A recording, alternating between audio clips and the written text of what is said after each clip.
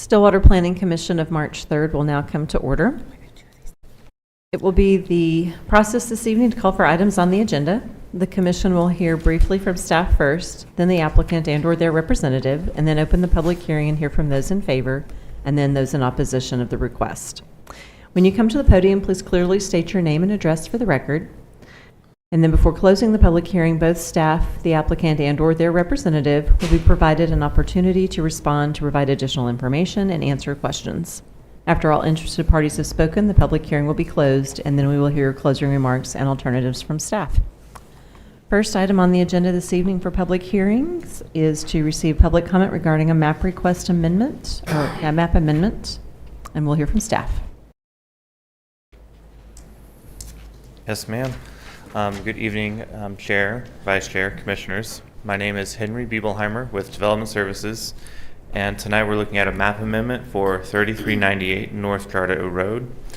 The request is to rezone from General Industrial, or IG, to Small Lot Single Family Residential, or RSS.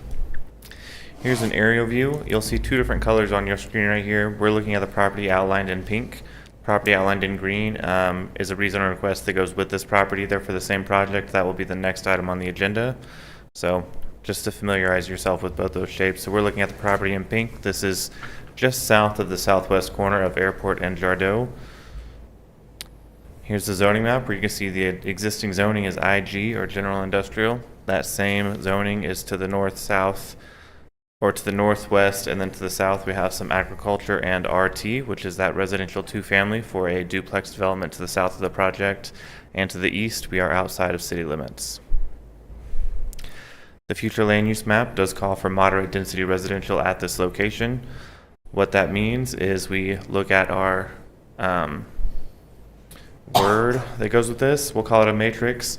So what we're looking at today is single family homes. That is a 3 out of 5 appropriateness for moderate density residential. The comprehensive plan says it's one of the considerations is it's appropriate on smaller lots. Since we're rezoning to small lot single family residential, this does align with the comprehensive plan. So here's the conceptual site plan. This is to show kind of what we're looking at tonight. What we're looking at tonight is the rezoning request for this northern portion, which is the RSS, or small lot single family residential. The way we got to this weird shape is we did go ahead and go with a minor subdivision, since there was a proposed residential development that we're looking at tonight that had single family homes as well as duplexes and townhomes. We thought the cleanest way to do that was with 2 different zoning districts, and the cleanest way to do 2 different zoning districts was to do a minor subdivision to create those 2 different parcels. So we'd have one parcel being zoned RSS and one parcel, which we'll look at next, being rezoned to RTM. So that's kind of how we got to this shape of lots that we're looking at tonight. I'm open to answer any questions if you have any. Any questions for staff? I don't see any. Thank you. At this time, we would allow the applicant or their representative to come forward and provide any additional information.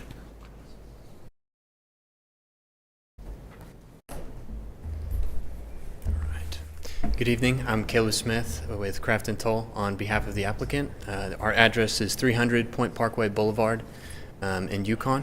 And so I'd like to ask for your approval on this map amendment request. We think that it fits well with the comprehensive planning, and I just want to reiterate everything that Henry said. He did a great job of going over it. But going back to, I can pull it up on the boards here or on. Yeah, just going through the screens would be better. Just the future land use or the existing zoning would be best. You do. Perfect. Thanks. Thanks, Henry. So to the north is the general industrial, and also the existing site is general industrial. Both of those lots are currently vacant. To the west is general industrial, and that is developed as general industrial. I believe it's some sort of concrete, and then there's also like a tree recycling plant there as well. To the south, like Henry said, is the RT PUD, which is the 2-family.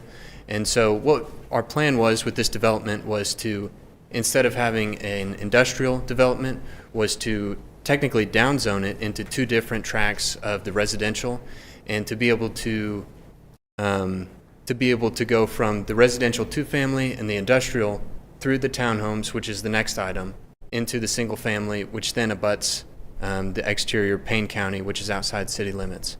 So like Henry said, the comprehensive land use plan is for 10 to 14 dwelling units per acre. Just running through, for Tract 1, we have 98 lots on 36.9 acres, which is 2.65 dwelling units per acre. And for Tract 2, it would have 218 dwelling units of townhomes on 20.2 acres, and that would yield a density of 10.8. Just for total, to give you an idea, the way that would come out is this entire development has 316 dwelling units on 60.1 acres, which yields a density of 5.26 dwelling units per acre. And so we feel confident with our plan. We feel like it utilizes the comprehensive plan, and then also there is an existing 21-inch sewer line that runs through the middle of this development and a 12-inch water line that runs along Jardeau and then also over on Airport Road. So it is an efficient use of city utilities that are already there. Our developer is very experienced in the metro in Oklahoma City, and they're looking to move out into Stillwater to add their product to your city. So I'd be happy to answer any questions. The spiel or the proposal for both will be very similar, so I'll try to keep the next one a bit shorter, but happy to answer any questions. Any questions for the applicant? How will buffering be handled next to the remaining IG? So the remaining IG, are you talking about on this tract or on the upcoming tract? It could be both, but this Okay. tractors. On this tract, I think if I switch over. So for this first tract in the residential single-family small lot, all of that buffering to the west of the IG will be through the common area, which that is a blue line stream, and so we don't intend to touch it. We intend to leave it as much as possible. There's one roadway crossing that we can't get around, and that's just for access for the development. So that would be the buffering for that one. And then the buffering for the townhomes would just be those townhome lots. And generally, there is already a tree line there on the industrial side that shows that buffer there. Okay. Yes, sir. So on the west side, the intent is to leave the existing trees in place. There are existing trees in place on the adjacent property. On the Yes, adjacent to the property, west. so not, okay. We're not planning for that with ours. We certainly could, and we'll definitely look into it. And it just depends on the developer and how he thinks if people would really require that buffering to be able to feel adequate to live there. Well, that's a lot of residences. I'm not familiar with Jardeau so much up in that area, so are there any concerns with traffic or access off of Jardeau? So I don't know off the top of my head if this would trigger a traffic impact analysis, but just by looking at this, the residences that you mentioned, and looking at, so we anticipate that this would add about 2,300 vehicles per day. And just to give you an estimate of how much is going along Perkins there's about 13,000, and along State Highway 51, again, another 13,000. So this would be a small drop in the bucket compared to that, but when we do move forward, if this map amendment were approved, with the plating phase, we would be able to look at the full traffic impact of like the intersections of Jardeau and Airport, and then also Jardeau and Lakeview. We'd be happy to look at those. Jardeau is 2-lane there, right? Yes, sir, yeah. One lane in both directions. Yeah. And I think in preparation, we actually did do a traffic impact analysis. I haven't fully read through it, but we were planning that, so we do have it on file to look at that, and so we can go in more depth during the plating stages. Sounds good. Thank you. Yeah. Any other questions for the applicant? Thank you. Thank you. Just a moment, sir. At this point, we would open the public hearing, and so once we've opened the public hearing, this is when we can hear from the public. So what we typically do is take those that are in, do we have anything written down for this one? Okay. Okay. So what we typically do is take those in favor first, and then we have those in opposition second. And if you have just a general question, you could ask it at either point in time. So if you're in favor, I would ask anyone who's in favor in the audience to come forward and state your name and address for the record. Okay, seeing none, is there anyone in opposition that would like to come forward or ask a question regarding this map amendment? Would you like to ask a question, sir? I would. Please come to the podium, and if you could state your name and address for the record. Keith Massar. I live at 2123 East Marcus, just east of what you guys are proposing. So the biggest thing for me is, so you guys asked about Jardo. Jardo was a dirt road from Lakeview to Airport 20-ish years ago. 25 years ago or so. Then they upgraded that to asphalt, and unfortunately over time it's degraded, and the road is actually in pretty rough shape. With all the extra work and businesses that have gone in Perkins Road, a lot of people go around that path. And I noticed, you mentioned a impact study. There was monitoring set up on Jardo, so you guys should have those numbers of the current amount of traffic that goes through there.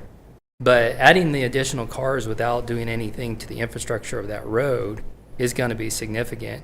And another question I have relates to, is this entrance that they have, is that going to be directly across from our entrance at Marcus Drive? It looks like it is. Yeah, after we get through Okay. with this piece of questions, then we'll give him an opportunity to come Okay. back, the applicant, and answer that question for you. So my biggest concern, besides the population density, going up significantly, and also the types of homes that are going in. I mean, are these middle income homes? Are they low income homes? Are these Section 8 homes? And what, I see it looks nice on the map, but what is it? What are you really proposing? I mean, those are definitely some of my concerns there. All of us on Marcus, I mean, we're probably a smaller population, but we all have, 2 to 5 acres of land, and always been outside the little envelope, I guess, of Stillwater. Okay. Any other questions for us, or that we could pose to the? Yeah, if you'd like to come forward, state your name and address for the record. Yeah, you can pull it down. I'm Margaret Massar. I live at 2123 East Marcus. And I was wondering, if it remains industrial general, what does that mean? Versus, I mean, if it remains what it is now, will some loud business move in, or would it remain as it is? Or, because I'm not excited about the prospect of all these houses being across from me. We moved there to be in the country. Peace and quiet is what we wanted. Change is different. I know, but Gotcha. I'm Okay. concerned about the amount of traffic. All right. All right. Thank you. Is there anyone else in the audience that would like to speak in opposition? Yes, sir. Please come forward and state your name and address for the record. Good evening. My name is William Cole. I live at 2324 East Marcus. I guess I came here tonight just to listen. I don't know if I'm in favor or against this just yet. I guess what was failed to be mentioned, you talked about everything that's inside the city limits, but you didn't discuss or look at what's going on outside the city limit. There's currently a 10-acre commercial site at the corner of Airport and Jardo that starts their business at 5 o'clock in the morning and usually comes back at 10 or 9 o'clock at night to unload. And we have the light pollution from that facility. And also the city of Stillwater has put their electric plant on the north side of Airport, which will be on the north adjoiner. All these houses will be backing up to that commercial. And I'm just hoping for a good residential development that's successful, because all it's going to do is bring value to the neighborhood. But if you're trying to cram residential up against the recycling center, up against industrial use, which this has been planned for industrial ever since, I guess I've been out there since 1993. So I guess I'd been expecting some large corporation or industrial plant to come out there and put nice landscaping out in front. But I guess that's what I was wanting to make sure that was mentioned, that you knew that there is someone out there already, not just a vacant tract of ground and a couple of trees and 3 deer. You know, there's a neighborhood right across the street of large tract and site-built homes. And that's all I have to say about right now.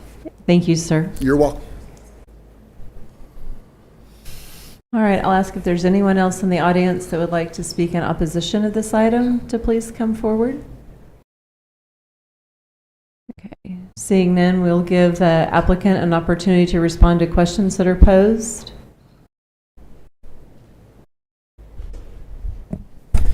Yes, thank you for bringing up those questions, and thank you for bringing up the traffic and the existing zoning. So I'll go back to a couple different maps to just walk through a few of the concerns that were brought up. So this tract, as it currently sits, is zoned as general industrial. And so the property to the west is fully developed as general industrial. And it is currently, I believe, a cement plant, and then also a tree recycling plant. So it's not exactly, when you drive up and down Marine Drive, it's not quite as aesthetically pleasing as you would have if we had like a brand new subdivision with a brand new arterial fence, and then if you also had additional enhanced landscaping along it, like comes with most new developments. And then to answer the question about any additional traffic and the traffic logs that were mentioned, I believe those were by our engineer that did the traffic impact analysis. He also did one that was for, I believe, like a data center or the hub that was just up north. And so he was factoring in all of those when he was looking at the different intersections as far as Lakeview and Jardeau and Airport and Jardeau and Perkins.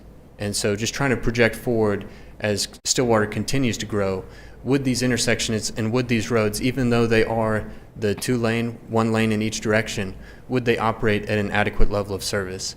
And in that report, I have it with me, but we didn't submit it to staff for the zoning. But we did evaluate, and it is showing that they do work at an adequate level of service. And so, and then just lastly, as far as traffic goes, and you mentioned the roadway condition as well, a general industrial development that would be allowed by right here would cause, I would argue that it would impact the roadway more than residential traffic would. Passenger cars are much lighter than trucks that come and go, and they're often, they're very frequent in industrial settings. So I believe the road would be better maintained with residential development. And then also, as you have more and more residents that are out there, the city would be able to prioritize those roadway improvements more as time comes. So I'm forgetting if I missed any of the other questions. I believe it was also asked about the density and also the Could you, I think they talked about like an income, which may Yes. be hard for you to project. So I think that if we could just know like the density, the number of don't think people. that's really- No, I was going to ask if we could ask like, is there like a footprint of like a size of home to give an I don't idea? think that's Yes. really appropriate. The question is whether or not this is a good use for single-family residential homes. Those questions can be later when we're platting and development comes Okay. forward, you all. At that time, right now, this is a conceptual plan. They will bring back a more solid plan for you to review and discuss those issues of the So traffic could- studies, all those items. Could we reference an existing subdivision that has a similar density to get to the density question that they're asking? Because I know if you don't work in these numbers every day, like some of us do, it's hard to understand like how many homes is that and how many people is that based on a single lot. So and I'm going to look at staff and say, is there anything you could maybe be thinking currently that we could reference that is similar to this?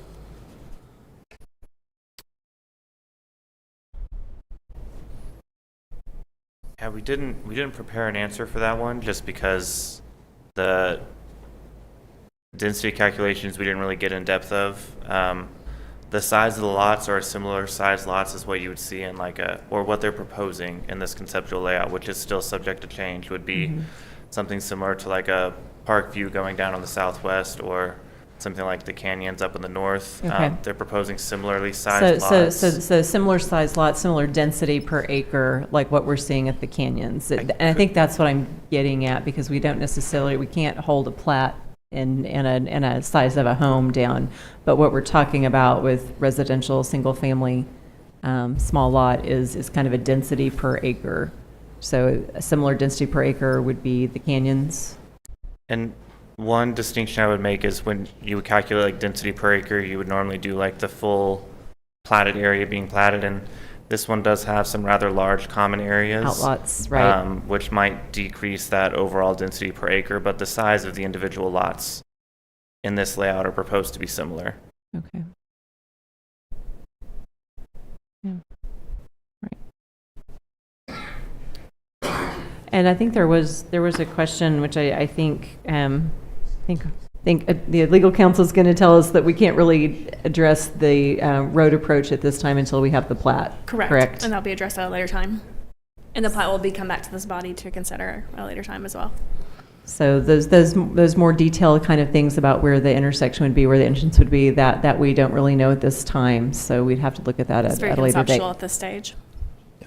And I apologize for answering anything beyond the scope of the zoning. I understand that we really want to talk about the zoning and the density of it, and just does this zoning really conform with your comprehensive plan as you've adopted, which I would argue with moderate density, a single family, even on small lots, is about as rural as you're going to get with this comprehensive plan that you guys have adopted.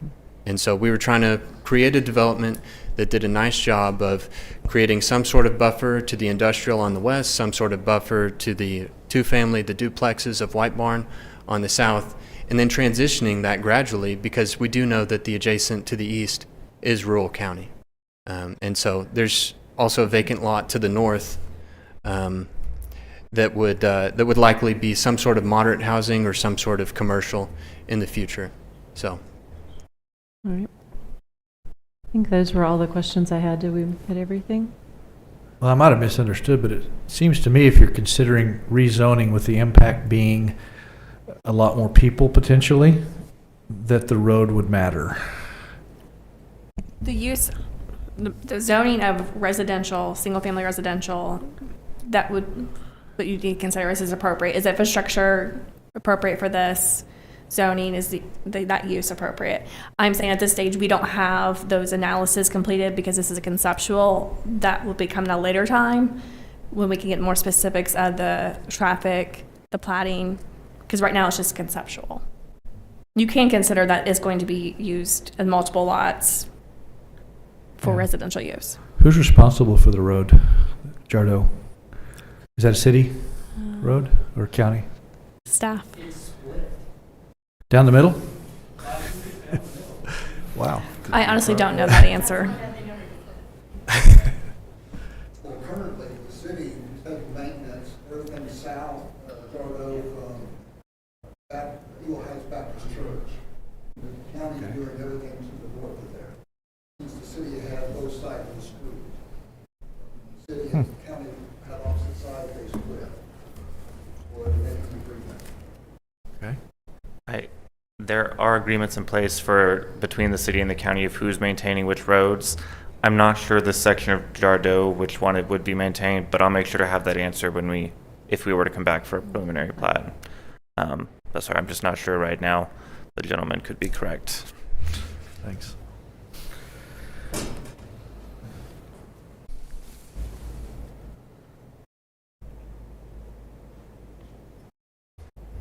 I think. Oh, go ahead. I was not specifically a question for the applicant, so if we want to finish Okay. that part. All right. All right, so I don't think we have anything else for you to respond to on that.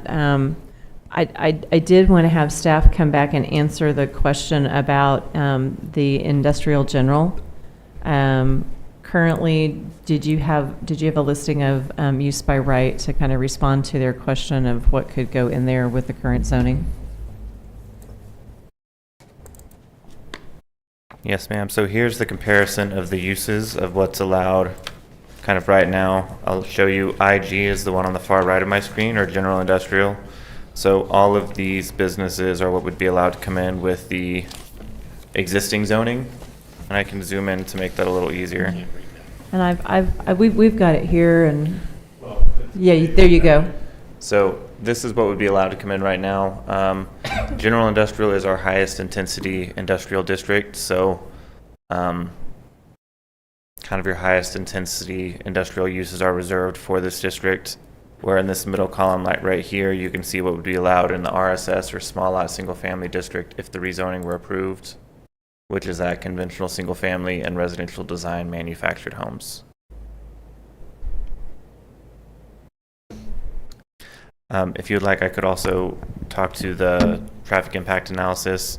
I can say that that would be a requirement at the preliminary plat phase if the trips per day is either over 1,000 or the trips per hour during the peak hour is over 100. So they would kind of provide those calculations. If they go over that threshold, which it sounds like they might, then a traffic impact study would be required at the preliminary plat phase. At that point, can we make a stipulation of our approval of the preliminary plat road improvements? I believe so. Plats can have conditions, zoning cannot. Specifically for, right, but, okay.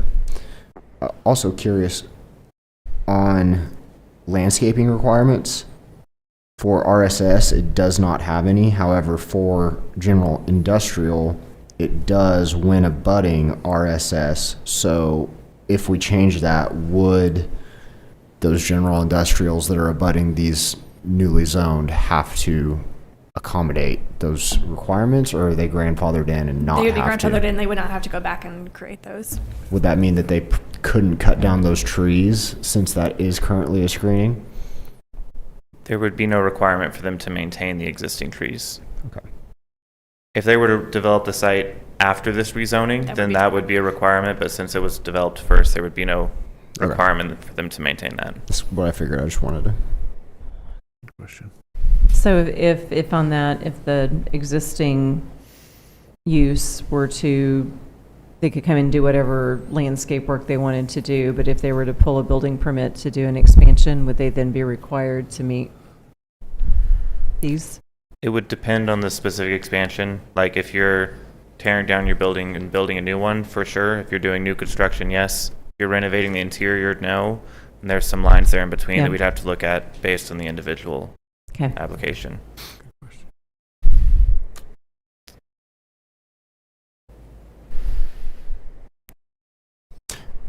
Why was this changed from general industrial to moderate density housing in the comprehensive plan?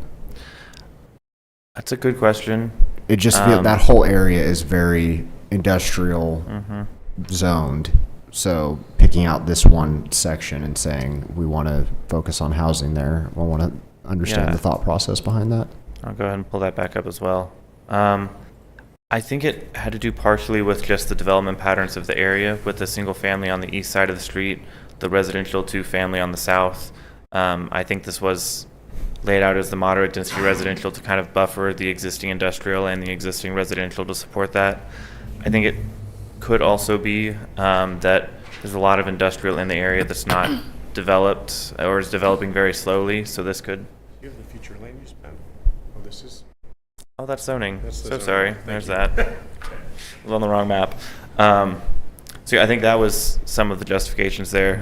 But I know that to actually answer your question, there was different engagements that were done where you would put, dots of what you want to see places. And that was one of the heaviest influences in creating this comprehensive plan was with the, forgetting all the words, with the advisory group as well as with the public, we did different activities to kind of see how the city could develop. And then that was kind of the basis for the comprehensive plan, the future land use map. And then they took in the existing development patterns to kind of influence that as well. Thank you.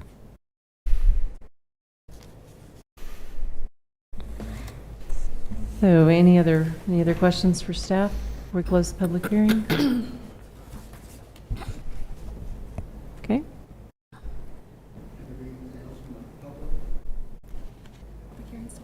Okay, yes, sir, you could approach again.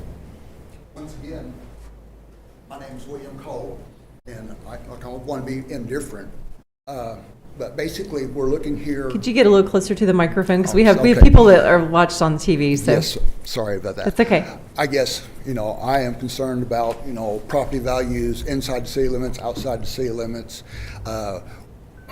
We know it was industrial for the last 30 years. We had the buffer of Jardot to protect us. There's nothing we can do about that view.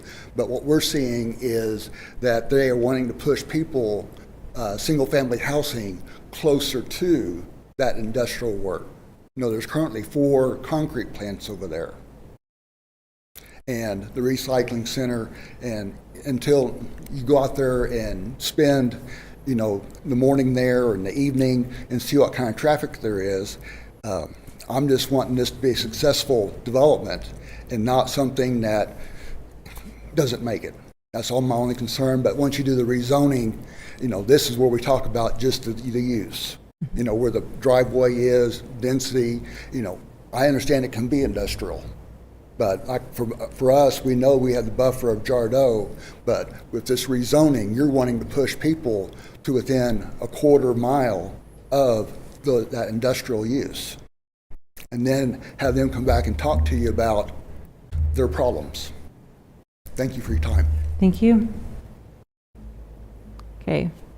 At this time, we would close the public hearing and ask staff to present findings and alternatives. Yes, ma'am. So staff finds that the proposed single-family homes are allowed by right in the small lot single-family zoning district, and that the proposed map amendment aligns with Envision Stillwater 2045. Your alternatives tonight are to approve, table, or deny, recommend approval, tabling, or denying the request. Staff recommends alternative number 1, which is to accept the findings and recommend that the City Council approve the proposed map amendment as presented. Thank you.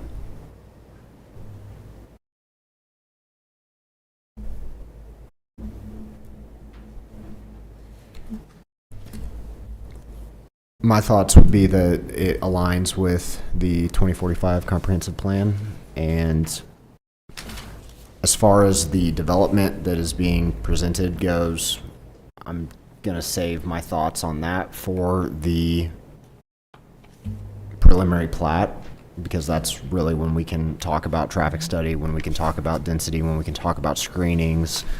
And to me, it makes sense if the city thinks that moving the density of moderate density housing in that direction is what we're envisioning, then I would support that.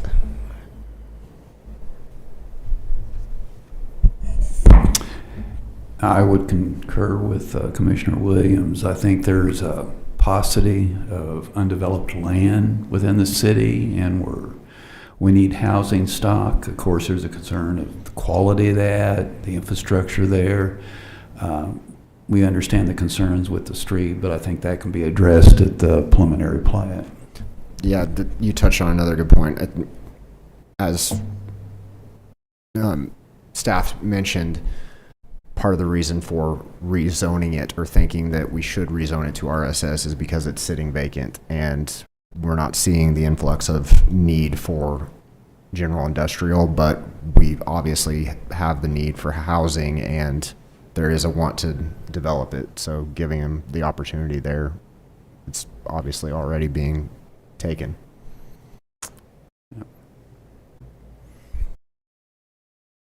Chair would entertain a motion. Motion to approve the rezoning to RSS as presented. Second the motion. We have a motion and a second. We shall now vote. Motion passes 4-0.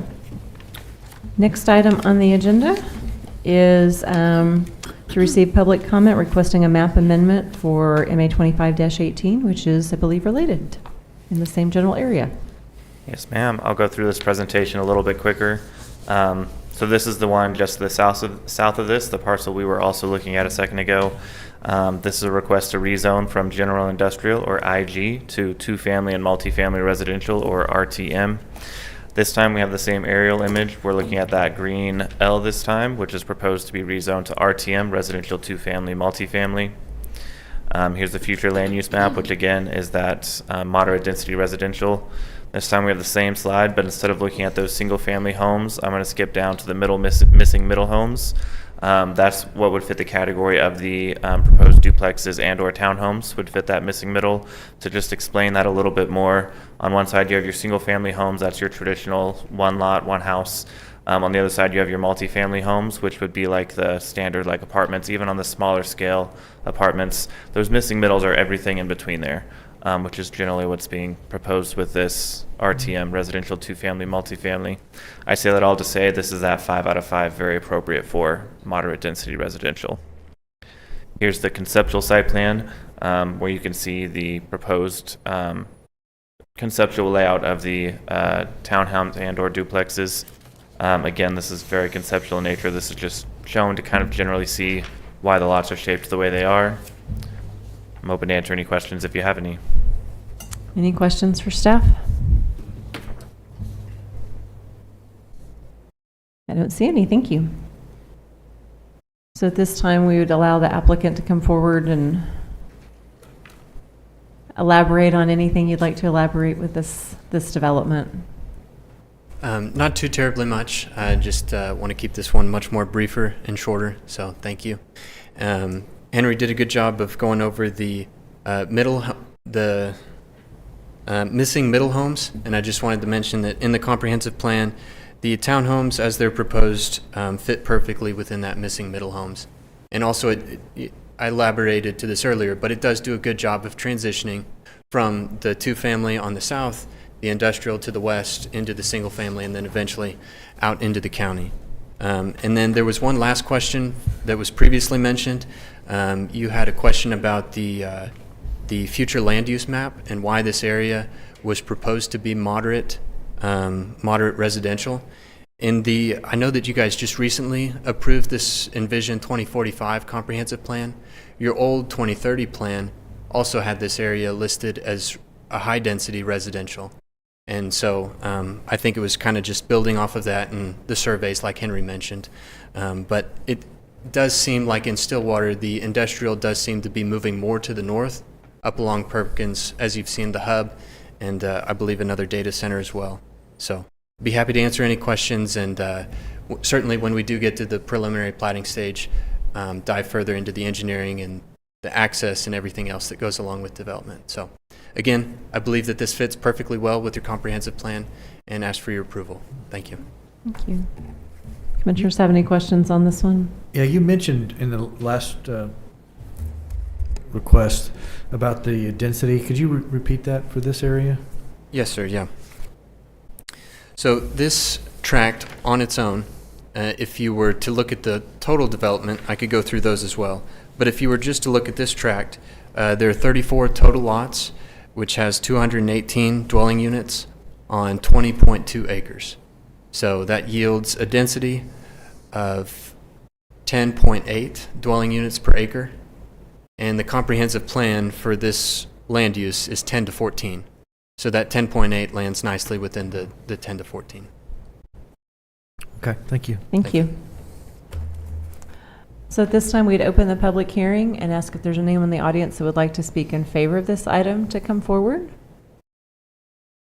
Seeing none, we would ask if there's anyone in the audience that would like to speak in opposition of this item to please come forward. Sure, please come forward.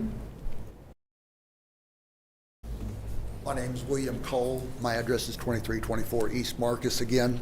Once again, as spoken at the last applicant, we're just pushing more people closer to industrial use. And I guess one of the questions is, how did the existing duplexes get up there? Basically it was a spot zoning back, 20 years ago, where we just threw residential out there all by itself. And luckily it worked. Though they did have problems, they did have security gates. Some gates are currently, I don't know if both gates are still closed, or one's open for sure, but the north gate is still closed to limit traffic onto Jardo. And that was one of the conditions of that site plan.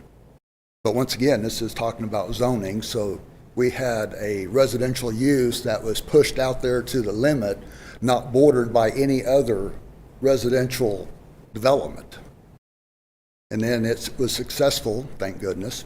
And now we're here wanting to put more up against it and move it north, being surrounded by industrial. Once again, I just want to make sure that we can push people close enough to those uses that they can be happy living there. Thank you for your time. So your concern's primarily with those who might buy the lots? Yes, sir. Okay. You know, basically, if you're going to raise a family, have dogs, and have a backyard, where are you going to enjoy your property at? And basically, you're not going to enjoy it on the front yard, you're going to enjoy it in your backyard. And if your backyard butts up to industrial activities that start, you know, as soon as, you know, concrete trucks are leaving the plant at, you know, 6:30, 7 o'clock in the morning. So they go to work, and when the noise wakes everybody up, you either get up or you find a better way of getting sleep.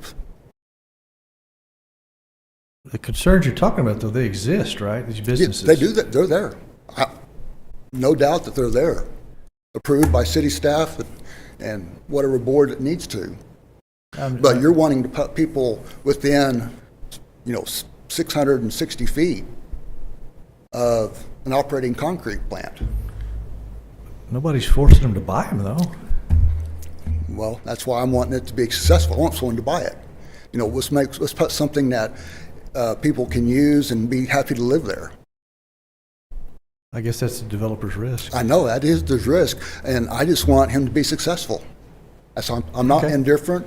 I just want to make sure we have a quality development being pushed up against industrial activities.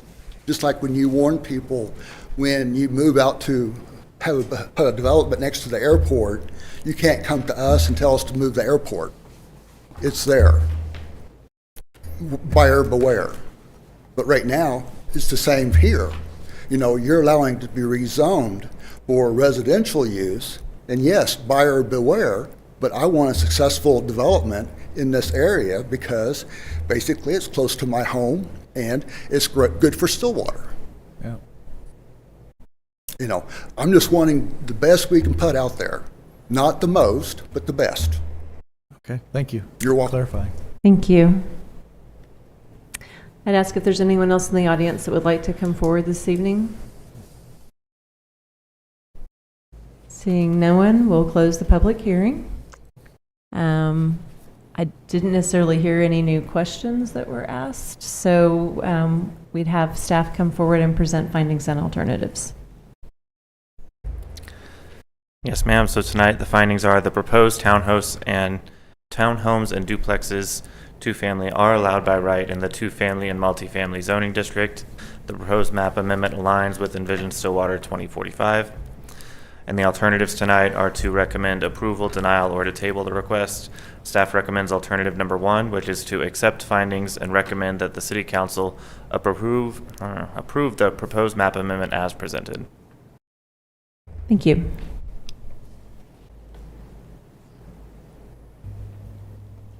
Any discussion amongst commissioners?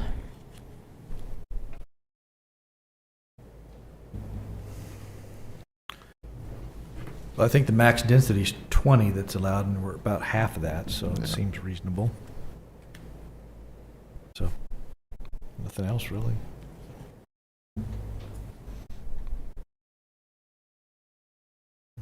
Chair would entertain a motion. Motion to approve the change to RTM as presented. Second. We have a motion and a second. We shall now vote. Motion passes 4-0. Next item on the agenda is to receive public comment regarding requests for a specific use permit, SUP 2601, and we shall hear from staff. Yes, ma'am. Tonight we have a specific use permit for 4115 North Perkins Road.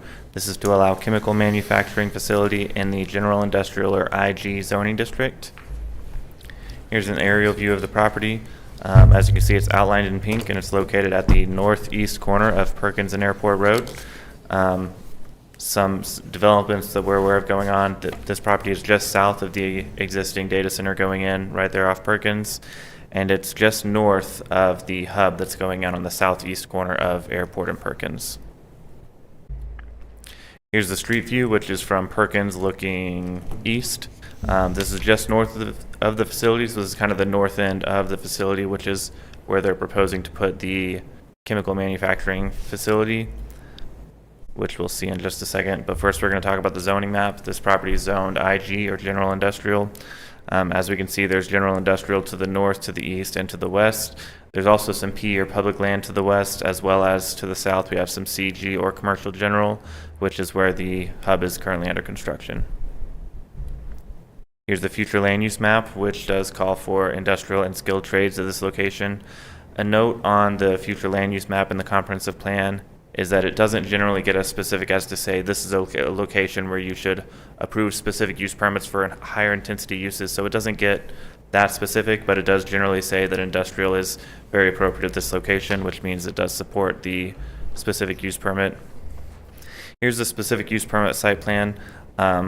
This does generally meet the requirements of the specific use permit site plan as laid out in our code, with two exceptions, which are those conditions we'll talk about we'll go ahead and talk about them now. We're going to get into discussing those kind of more in a little bit, but as a brief overview of what we'll be talking about tonight is, one is the sidewalk along Perkins. A unique situation with this parcel is that they are leasing a portion of the Kingspan property, which I'll let the applicant get to discussing a little more. But what that means is they're proposing to develop a portion of the lot. So they're not proposing a minor subdivision to create two lots. They would be sharing the Kingspan property. So with that being said, the applicant is requesting to build a sidewalk along Perkins only for the portion of the lot that they're developing. The code does say that you are required to develop sidewalks for the site as it's being developed, which we've interpreted to be the lot, which is along Perkins as well as the north side of Airport. But for this specific use permit, to kind of clarify that requirement, staff is recommending the condition that sidewalks be built for the full length of the parcel along Perkins. So that's one of the things that will be discussed tonight. The other is the parking requirement. The parking requirement as it sits now, again, I'll let the applicant get into the actual numbers here and explain why the existing parking they would say is adequate. But to get into the context of how we got here, right now the existing parking lot, which I'll go ahead and show you right here, is the existing parking lot for the Kingspan property. With the construction of the Synthesia site, which is right here, again on the north side of the property, they're proposing 8 parking spaces right here, and the rest of their parking requirement they would be meeting by making this existing parking lot a shared parking facility. Our code does encourage you to create shared parking facilities, and it even allows you to get a 10% reduction in parking requirements for all facilities using that shared parking lot. But you do have to show that you meet the parking requirement for all uses minus that 10%. So when we look at this, on this site plan, they have to show they meet the parking requirements. So we requested the applicant to show the parking requirements for the Kingspan facility the way it sits now, as well as for the Synthesia site as it's being added on. And to meet that parking requirement, they would have to build a lot of parking. Between 200 and 300 parking spaces would be required to be built on top of what is there existing. And if that were not to be utilized, if that were not to be used by that would generally be considered a net negative to the public, as that would be reducing that greenscape and landscaping that is there between Perkins and the existing facility. So staff says as long as you can justify that you would be using the existing parking and you don't need any more for your use, the specific use permit is allowed to modify parking requirements as a condition of approval. So that is one of the conditions that we would be recommending as well. And I'll let the applicant get into those specifics. But with all of that, do you have any questions for staff? Any questions for staff? Is there zoning that allows for this without a specific use permit? No, sir. It's only allowed with a specific use permit. The code that controls the parking requirements is all based on square footage, right, of the facility? Yes, sir. Not the use of it, not what they do in there, just square footage. There are some situations where it does depend on what's going on. So, for example, if you are, one example is what we're doing is a warehouse. You can either do 1.5 parking spaces per employee, or 1 per 2,000 square foot of the building, whichever is more. Okay. That whichever is more is what is requiring the applicant to do the 1 per 2,000 square foot, which significantly increase their requirement. Okay, thanks. Yes, sir. Any other questions for staff? Thank you. This time, we'd like to invite the applicant to come forward and provide some additional information. Okay. Don't touch my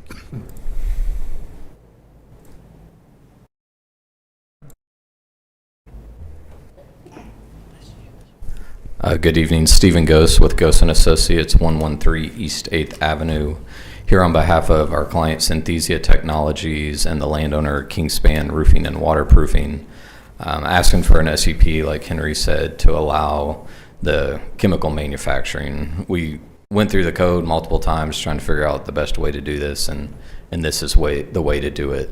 So Synthesia and Kingspan Roofing and Waterproofing are both sister companies under the Kingspan umbrella, and they were looking at building this facility in Little Rock, and once the roofing came in and said, hey, we're going to build in Stillwater in this facility, Synthesia makes a polyester polyoil, which is a component to the foam board that they manufacture for the roofing insulation. And so their plan is to build on the north 270 feet of this lot, and I don't know if it's gonna zoom in just a little bit. Whoa.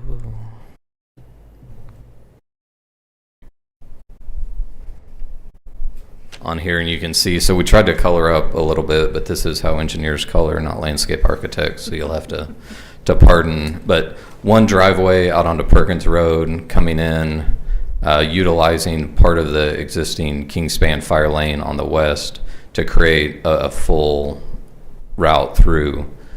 I realize you guys can't see really too well the mouse we're using, but it's going to be a 3-phase project. The initial phase is a warehouse, office space, and manufacturing, and one reactor tower. And then phase 2 will be a second tower. The phase 3 will be a third tower, plus this future warehouse on the west side. There is a loading dock with truck dock height in the first phase of the warehouse. Then these circles to the east are tank farms for the components that go into it. There's some liquid components. There's also some dry components. The primary component is a recycled plastic, so polyester water bottles and whatever. They'll come in shredded in super sacks that will sit in the warehouse. There's some dry acids that are part of the process.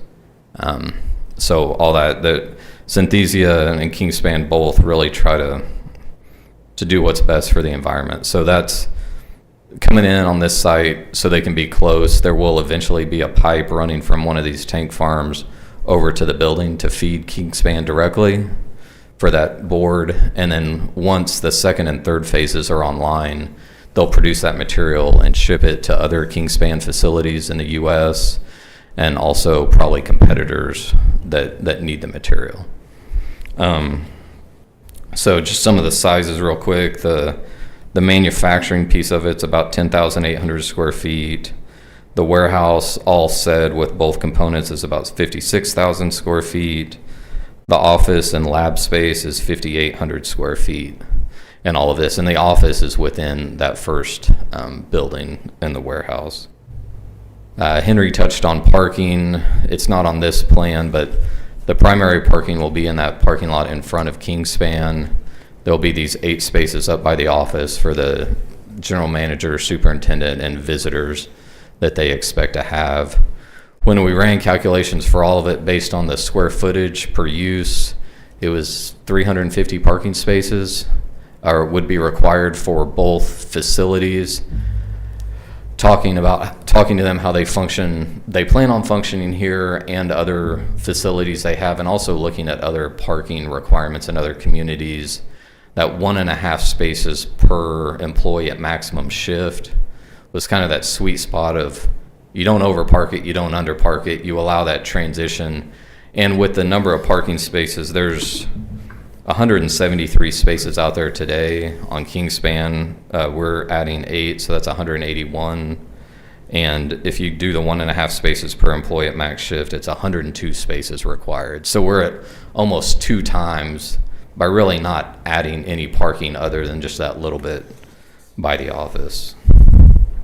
The chemical manufacturing, this is kind of a rendering of what the building's more than likely going to look like. There's going to be some changes to it as we go through.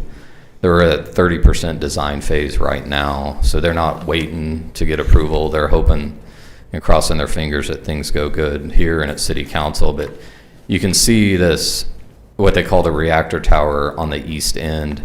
That is 85 feet tall. For point of reference, I looked today. It appears that the stair towers at Boone Pickens Stadium and the grain elevators down at the mill are about 110 feet.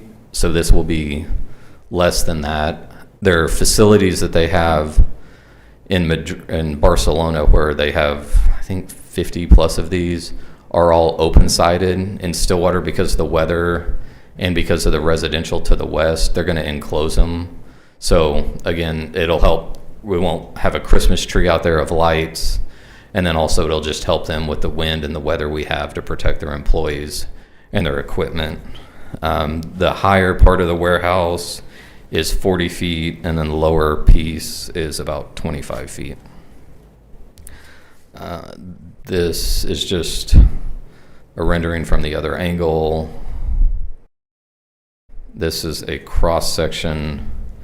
You can see the tower, all the components in it, the warehouse piece, and the manufacturing.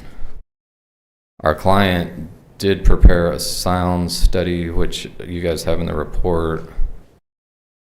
The equipment that is on this table, the delivery trucks are the largest noise generator. So everything else is quieter. And so they did this assuming they're sitting outside. They're all going to be in an insulated building. So the sound, really the only sound you're going to hear from it is the idling of the trucks as they come in. And then one thing I didn't mention, in the third phase, they're working with Kingspan to extend rail to that third tank farm, so they'll be able to take bulk deliveries in and ship product out on the rail line. I got some other slides in here if you guys have questions later that we might try to answer, but that's really the gist of what we're asking for. And that site plan, zooming all over the place, is what, again, the architects are at 30% design, we're at 60% design, so they're pretty settled on what it's going to look like from the outside and how it's going to function. And grade-wise, we're cutting about 6 feet of elevation where this is at, because there's quite a bit of slope on the north side of that site. So there'll be a retaining wall near the north property line to drop it from the data center site. And then planting some larger trees, medium, we may do a mix of tree sizes once we get into the final landscape plan out here in front to provide that screening from the front. So I can answer questions now or wait till after the balance of the public hearing. It may be beyond the scope, I'm just curious. So how many new employees? So I have a chart for that. It's a $70 million investment. The first phase will be $30 million. The next 2 phases will be $20 million each. Phase 1 has 13 employees, then 19, 25, ultimately 27 employees. How guaranteed are phase 2 and 3?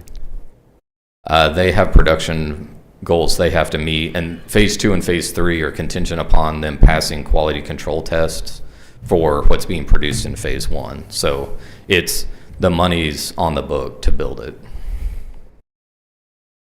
Are they running 3 shifts or 2 shifts or 1? They'll ultimately run 3 shifts. So it'll be 24/7? Yeah. Is there any type of environmental study that is associated with this? So everything they have, the outputs into the environment are very low.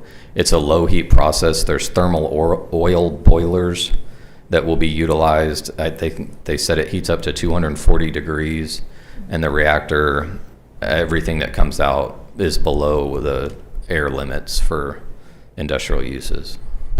And then the water, so water doesn't go into the process, but water is a process. There's processed water that comes out because it's a glycolysis process. They will put that into the tanks and take it off-site for treatment. So the water from the process will not be put into the city of Stillwater sanitary sewer system. And then I would assume that ensuring that all the facility is meeting all of those requirements is part of the building permit process. Yeah, and I'm sure there's some permits they'll have to go through with the state and other things that will be handled by, they have consultants handling the environmental piece of it. Okay. And that's dictated by state DEQ. There's probably state rules, national rules, yeah. Right. And just the way they operate, they're very forward thinking, I guess, is the best term, and being kind to the environment, and it's just what they do. Do you know if any of those factor in distance relative to residential areas? I don't know.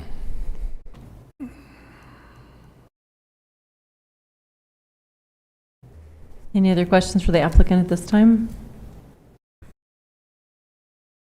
Thank I'll you. be here. Okay. At this time, I'll open the public hearing and ask if there's anyone in the audience that would like to speak in favor of this item to please come forward.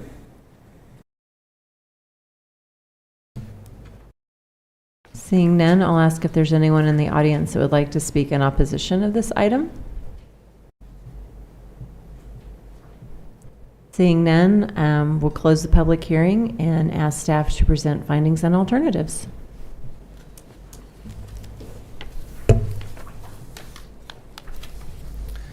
Yes, ma'am. So the findings tonight are that the Land Development Code allows for chemical manufacturing in the General Industrial District with a specific use permit. The proposed specific use permit for chemical manufacturing aligns with Envision Stillwater 2045. Your alternatives tonight are to recommend the City Council approve, conditionally approve, deny, or to table a request for a future date. Staff recommends alternative number 2, which is to accept findings and recommend that the City Council conditionally approve the specific use permit as subject to conditions being met, which can include but are not limited to construction of a 6-foot sidewalk for the full parcel length along Perkins Road frontage, and the parking requirement being based on 1.5 parking spaces per employee on the largest working shift. Thank you.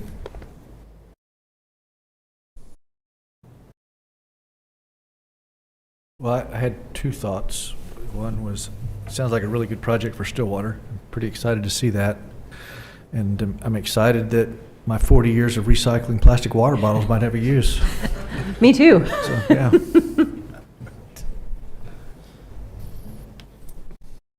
Yeah, I think it makes perfect sense to have them do the sidewalk and then base parking off of number of people actually working there, not square footage of the facility. I don't want them building a bunch of parking for no reason. Makes a lot of sense. I would agree.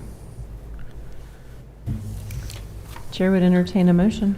I'd make a motion, I move to recommend approval of SUP 2601 to allow chemical manufacturing in the IG district at 4115 North Perkins Road, subject to construction of a 6-foot sidewalk along the full Perkins frontage and approval of parking based on 1.5 spaces per employee on the largest working shift. Second. We have a motion and a second. We shall now vote. Motion passes 4-0. Next item on the agenda is to receive public comment regarding a text amendment. This is TXT 26-02. I believe that staff had asked to table this until the next Planning Commission meeting of March 24th because there was some additional information and I think modifications that staff wanted to vet. So Chair would entertain a motion to table this until March 24th. So moved. Second. We have a motion and a second. We shall now vote. Motion passes 4-0. All right. Next item on the agenda is any reports from officers and boards. We have any items? Nothing miscellaneous? Okay. We do have a note here that the next regular meeting, and let's see, we just moved it to the 24th. This says the 23rd. 23rd's a Monday. Okay, so 24th would be our next regularly scheduled meeting. And the last item on the agenda would be adjournment. Do I hear a motion to adjourn? So moved. Second. We have a motion and a second. We shall now vote. Motion passes 4-0. We now stand adjourned.